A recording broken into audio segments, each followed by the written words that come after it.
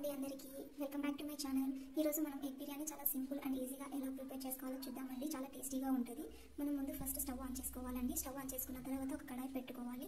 ఆ కడాయిలో కొంచెం ఆయిల్ అనేది వేసుకోవాలండి. నేను ఇప్పుడు ఫ్రైడ్ ఆనియన్స్ చేస్తున్నాను. ఫస్ట్ ఫ్రైడ్ ఆనియన్స్ కోసం ఒక 2 చిన్న ఆనియన్స్ కట్ చేసుకున్నానండి. చిన్న చిన్న స్లైసెస్గా కట్ చేసుకొని అందులో వేసి బాగా తిప్పాలండి. కొద్దిసేపు బాగా మగ్గించాలి. ఆ ఆనియన్స్ అనేది బ్రౌన్ కలర్లో రావాలండి. ఇలా ఈ కలర్లో వచ్చాక మనం బాగా కలుపుకోవాలండి. కలుపుకున్నాక ఆ ఫ్రైడ్ ఆనియన్స్ అనేది పక్క తీసుకోవాలండి. ఇప్పుడు మనం అదే కడాయిలో ఇంకా కొంచెం ఆయిల్ వేసుకోవాలి. ఇప్పుడు ప్రాసెస్ చూద్దామండి. ఆయిల్ వేసుకున్నాక మనం బిర్యానీ దినుసులు వేసుకోవాలండి. అదే బిర్యానీ ఆకు, షాజీరా, చెక్క, లవంగా లాంటివి వేసుకోవాలండి. ఆ తర్వాత కొంచెం జీలకర్ర వేసుకోవాలి. నేను ప్రతి దాంట్లోనే కొంచెం జీలకర్ర వేసానండి బిర్యానీలో. ఆ తర్వాత ఆనియన్స్ వేసుకోవాలి. ఆనియన్స్ వేసుకున్నాక మనం కొంచెం సాల్ట్ అనేది అందులో వేసుకోవాలండి. సాల్ట్ వేసుకోవడం వల్ల కొంచెం త్వరగా కుక్ అవుతుందండి ఆనియన్స్. సాల్ట్ వేసుకున్నాక బాగా కలపాలండి. ఒక 3 to 4 చిల్లీస్ అనేది కట్ చేసి అందులో వేసుకోవాలండి. చిల్లీస్ కట్ చేసుకొని వేసుకున్న తర్వాత బాగా కలపాలండి.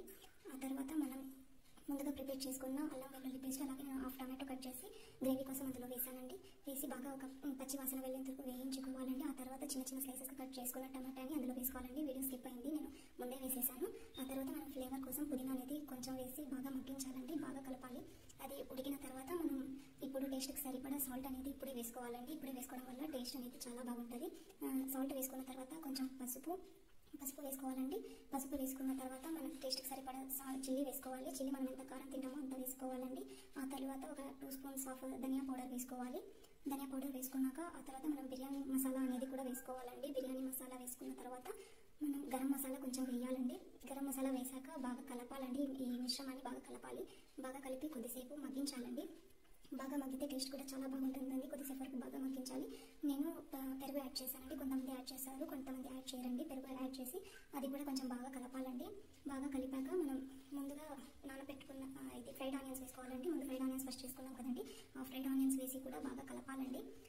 ఈ మిశ్రమం అయితే బాగా మగ్గాలండి. ఆ తర్వాత మనం ముందుగా 1/2 అవర్ పాటు నానబెట్టుకున్న రైస్ని ఇందులో వేసి అదే వాటర్ ఇందులో వేసేయాలండి. నానబెట్టుకున్న వాటర్ కూడా ఇందులో వేసుకునేయాలి.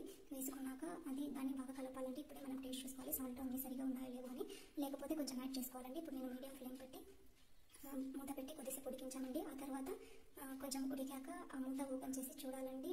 చూసి ఇంకోసారి కలపాలండి. బాగా ఆ మిశ్రమాన్ని కలిపిన తర్వాత ఇంకోసారి మూత వేసేయాలండి.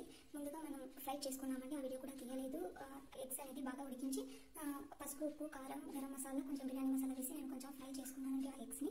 ఆ ఎగ్స్ కూడా అందులో వేసి ఒకసారి కలిపి దాని మీద గార్నిష్ కోసం కొత్తిమీర అవి చల్లాలండి. ఒక 5 to 10 minutes పాటు ఉడికించాలండి. ఉడికించి తర్వాత మనం సర్వ్ చేసుకొని తినేయడం అంతే అండి. చాలా సింపుల్ అండ్ ఈజీగా మనం ఇంట్లోనే బిర్యానీ రెడీ చేసుకోవచ్చండి.